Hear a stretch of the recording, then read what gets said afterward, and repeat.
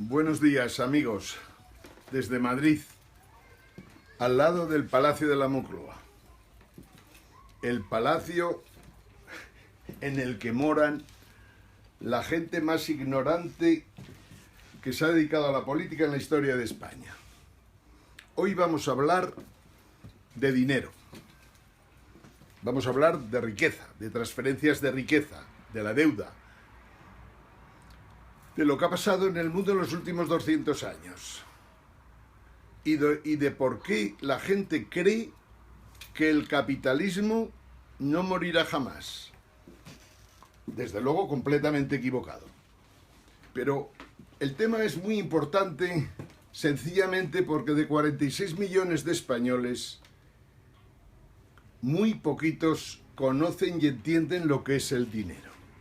Y es nuestra obligación enseñarlo. Es nuestra obligación que los economistas al menos reciban un aldabonazo y se den cuenta de que lo que se había escrito más concretamente de 2007 para atrás, que es de lo que ellos alimentaron sus conocimientos, no sirve absolutamente para nada.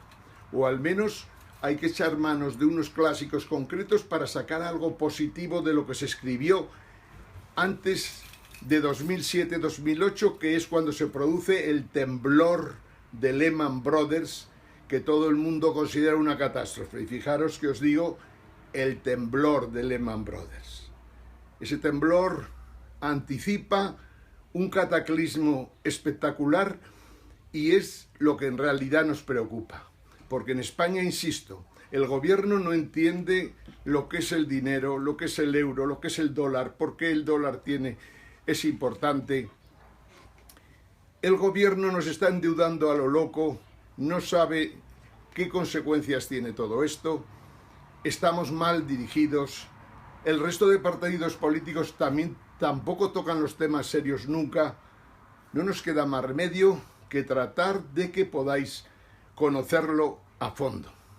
Información, formación, de eso se trata el Periscope de hoy, Periscope 796, que habla del dinero, que habla de la deuda, que habla de deuda senior, deuda junior, preferentes, habla de Draghi y habla de muchas cosas más. Pero como no podemos llegar en 20 minutos, 25, hasta donde nosotros quisiéramos, os ponemos aquí varias cositas para que echéis manos de ellas si tenéis interés. Uno, un viejo libro, pero un gran libro, que se anticipó mucho a su tiempo, de Alvin y Heide Tobler, La revolución de la riqueza.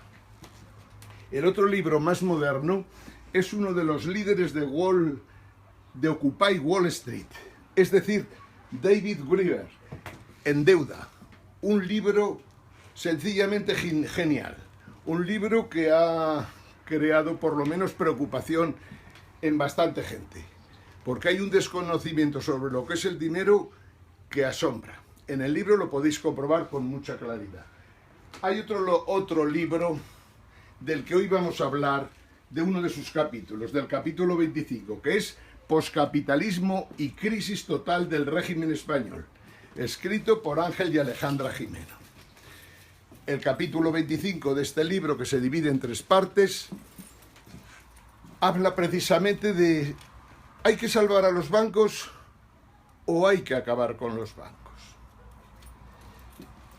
Vamos a intentar de hablar con tranquilidad, sin cabrearnos, pero vamos a tratar de ser gente seria a la hora de exponer los problemas. Vivimos en un momento en el que puede pasar cualquier cosa. Cualquier cosa debido a ¿qué? ¿Cuánto vale un dólar? El dólar verde de siempre. ¿Cuánto vale? 4 centavos de dólar. 4 centavos. Un dólar solo vale la 25ª parte de lo que pone el papelito. Un dólar.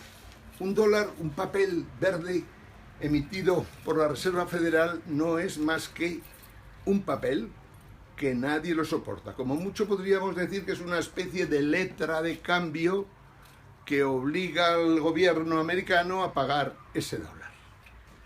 Como mucho, pero menos de lo que parece. Bien, el euro todavía lo tiene peor. El dólar, como sabéis, prácticamente en los últimos tiempos, debido a la crisis, ha subido su participación en el mercado de divisas mundial. Y como hemos dicho estos días, donde más dólares se negocia es en la City londinense. Después Nueva York, al igual que en la City londinense quedamos que era donde más se negociaba euros. Pero es curioso, estamos hablando de papeles, dinero fiat. ¿Os acordáis? Fiat luce, hágase la luz, dijo el Señor en la Biblia y la luz se hizo. Richard Nixon, en uno de sus momentos fuertes, dijo: fiat money, fiat dólar, hágase el dinero. Y el dinero se hizo. A partir de ahí el dólar era un dinero que no estaba soportado por ningún bien físico como había sido anteriormente, que era el oro. Como sabéis, en su día, el dólar era la moneda de reserva para todo el mundo y tenía detrás pues al Tesoro americano respaldando ese dólar. De la noche a la mañana en 1971 se tomó una decisión y ese dinero, el dólar, de la noche a la mañana, que antes valía 35 dólares, de esos hacían una onza de oro, se convertía en un cambio de 600 dólares la onza de oro. La caída del valor del dólar en aquel día fatídico fue terrorífica. Hubo una gran transferencia de riqueza y es por eso por lo que os hablo de transferencia de riqueza.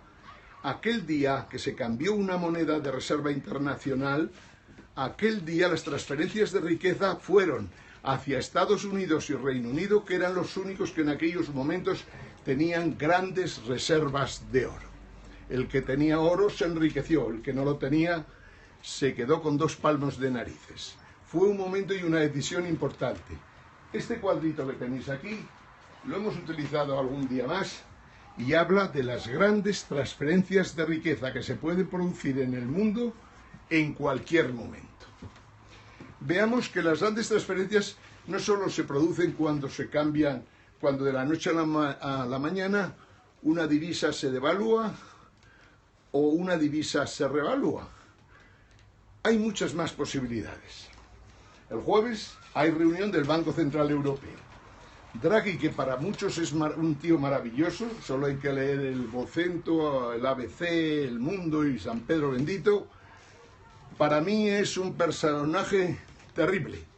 Entre otras cosas porque Draghi sabe que todo lo que está haciendo se vendrá abajo. Y sin embargo sigue haciéndolo. Él piensa que cuando todos nos enteremos de las barbaridades que ha hecho, él ya no estará como gobernador del Banco Central Europeo y por lo tanto el que venga atrás que arree. Pero los problemas que nos puede generar Draghi son inconmensurables. Y sobre todo lo que más está generando en estos momentos es injusticia. En estos momentos injusticia, pero hace 6 años, 7 años, 5 años, injusticia. El Banco Central Europeo permitió a Alemania sanear bancos con cifras superiores al $500 millón de euros. Ahora estamos hablando de Alemania.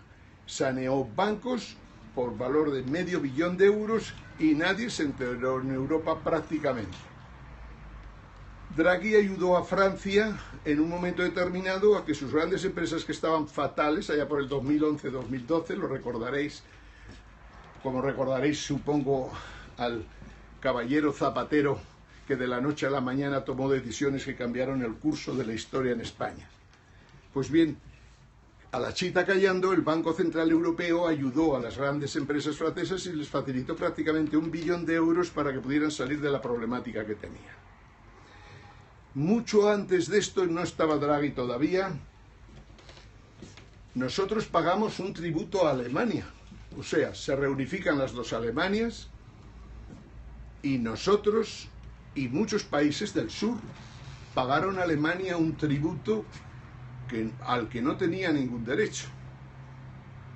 No solo no tenía ningún derecho, sino que se le había ayudado a Alemania a resolver el problema de deuda que tenía y sin embargo Alemania nos lo hizo pagar, pero en sentido inverso. Alemania facilitó préstamos a la banca española, que son los préstamos que han originado que la banca española esté quebrada desde entonces y que no haya levantado cabeza.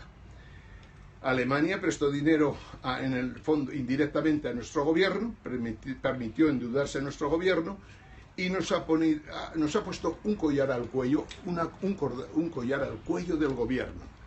Y eso es un tema que lo podemos discutir a nivel internacional siempre que haga falta, especialmente cuando no quede más remedio que plantearse los problemas de las quitas de deuda. Estoy diciendo que el jueves hay una nueva reunión del Banco Central Europeo y la gente dirá, qué tío más maravilloso. En realidad, lo único que hace Draghi es lo que hacen todos los responsables de los bancos centrales.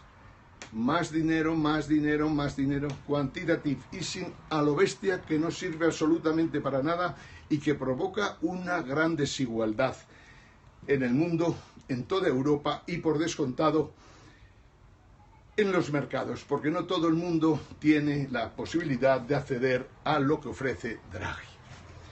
En Europa, no sé por qué, nos hemos metido en la cabeza de que lo más importante son los bancos. Y vuelvo a deciros lo mismo. El dinero papel, el dinero fiat que utilizamos no vale nada. Los bancos normalmente tienen bastante dinero fiat. Los bancos, sobre todo en esa época loca que va de los años 70 y tantos al año 2007, los bancos se dedicaron a hacer de bancos de inversión, entre otros nuestro banquero Botín y después su hija. Todos los banqueros de inversión, que lógicamente saben que el dinero fiat, bueno, tengo dudas también si los propios banqueros saben exactamente que el dinero no vale nada, pero al menos da la impresión de que se metieron en bancos de inversión, o mejor dicho, desarrollaron la banca de inversión para tener otro tipo de activos en sus balances. Porque en realidad, ¿la banca qué debería hacer? La banca debería facilitar a los ciudadanos de un país que puedan realizar sus transacciones, que puedan hacer sus pagos de los recibos de los servicios que reciben, que de vez en cuando pidan un préstamo para poder comprar algo, poder adquirir un bien, poder adquirir una casa, un coche, y lógicamente le conceden unas condiciones razonables para que pueda seguir la economía funcionando. El problema surge cuando los bancos se consideran todopoderosos. El problema surge cuando los bancos, que están dirigidos por verdaderos idiotas, y nunca mejor dicha la expresión, consideran que son los reyes del universo, que ellos crean productos financieros maravillosos que servirán para muchísimas cosas, que ellos ponen cajeros a nuestra disposición que servirán para que podamos sacar el dinero de los bancos sin entrar en la oficina. Los banqueros piensan que sirven para algo, cuando en mi opinión no han servido más que para crear un crack que en el 2007 se presentó como un temblor y que en este año 2016 y como mucho en el 17 o a principios del 18 se convertirá en una crisis de todo el sistema bancario mundial. Hablaba de Draghi y de las injusticias de Draghi. Draghi hasta la fecha ha comprado a los bancos, mejor dicho, sí, les compra a los estados ahora, pero ahora también a las empresas, a las entidades corporativas, por cierto, en situación de bastantes dudas. Les compra deuda corporativa que garantizan ¿con qué? Con porquería. A nadie, a ningún particular le permitirán que emita deuda y que el Banco Central Europeo se la quede a cambio de una garantía firmada en un papelito que no vale para nada. A los bancos se les puede ofrecer esto, a ciertas grandes empresas también. Incluso a empresas americanas el señor Draghi les compra deuda corporativa. Lo que está haciendo está mal. En estos momentos dicen que posiblemente como innovación compre deuda senior. Deuda senior quiere decir, en esas calificaciones que hemos hablado también en estos tiempos, cuando un banco quiebra y se clasifica la deuda de ese banco, la deuda senior es la primera que tendría que pagar, o sea, que tendría que sufrir las consecuencias de la quiebra de ese banco. al igual que la deuda junior, sería la última, por decirlo de alguna manera. Bien, Draghi está entrando también en esa dinámica. Está salvando bancos a un coste imposible. Es cierto que les da billetitos, papeles que no valen para nada. Pero lo cierto es que Draghi está dispuesto a meter en el mercado otra vez otros 5 o 6 billones de euros, que es una cantidad similar al capital actual. O sea, está dispuesto a meter en el coleto hasta casi 10-12 billones de euros. Con lo cual es como si empapeláramos Europa de punta a punta. Y la pregunta que nos hacemos es, ¿y ese dinero para qué? ¿Por qué? ¿A quién beneficia? ¿A quién perjudica? Y volvemos a los temas de las transferencias de riqueza. Los billetes no valen, un día desaparecerán del mapa, porque con seguridad absoluta no tengáis ya ninguna duda. El dólar, el billete verde, se le valora porque detrás de él está el Estado americano, las Fuerzas Armadas de los Estados Unidos de América. Aquel que de repente se le ocurre que en vez de utilizar el dólar se puede utilizar otra moneda, imaginemos el euro o el yen o la libra o lo que queráis, aquel que se le ocurre suele tener problemas serios, en algunos casos mortales. Quiero decir, lo que ha pasado en Oriente Medio, lo que empezó en su día en Irak, se debe a que en un momento determinado, seguramente por desconocimiento de la situación y por ignorancia, se pretendió que el petróleo se pagara en euros. Saddam Hussein no sabía que el euro en el fondo no vale nada, porque Europa no tiene los portaaviones de la Navy, ni tiene esos aviones dirigidos prácticamente por satélite para atacar cualquier frente. No, Europa no tiene nada. Luego el euro no vale nada. El euro vale lo que quiere que valga los Estados Unidos de América. El euro, os he dicho 1000 veces, es una muleta del dólar. El día que los americanos les va a llamar la existencia del euro desaparecerá. Y ese día, los que tenéis dinero en el banco, en billetes de euro, tendréis un problema serio. Porque seguro que bajará de valor. Puede bajar el 50%, el 30%, pero también puede bajar el 100%. Depende de las circunstancias políticas que vivamos en esos momentos. Bien, todos estos días decíamos que la gente tiene que tener claro que el mundo del capitalismo ha vivido 200 años, no mucho más. Que muchísimos autores de los grandes e importantes y de colores ideológicos completamente distintos dijeron que el capitalismo no tenía mucho más allá de 150 años. Hoy el capitalismo, en su última versión neoliberalismo, hemos visto que se ha venido abajo. Todo aquello que los economistas españoles, europeos y demás que han venido defendiendo, como si fuera teología, de que el mercado puede con todo, de que los mercados se autorregulan, de que los mercados, aunque caen en algún momento, luego se recuperan, ha demostrado ser una completa farsa. Todas las teorías económicas que han concedido Nobeles en los últimos años han sido concedidos a personas que se equivocaron en sus modelos. Sin embargo, ahí está la cosa. El neoliberalismo, decía, ha fracasado. Y en estos momentos la propiedad privada está en cuestión. En estos momentos los mercados prácticamente no existen en Occidente, no digo en Oriente, en Occidente. Los mercados no existen porque hay unas intervenciones totales de la Reserva Federal, Banco de Inglaterra, Banco Central Europeo, Banco de Japón y demás. O sea, ha desaparecido el libre mercado. Y estamos en un momento de una crisis impresionante. Yo os decía ayer que esta es una de las grandes crisis que ha habido en la historia del capitalismo. Antes, cada 50 años, una crisis razonable, pero es que esta crisis ha sido terrible. Y no solo es una crisis terrible, sino que tenemos que pensar en dos conceptos diferentes.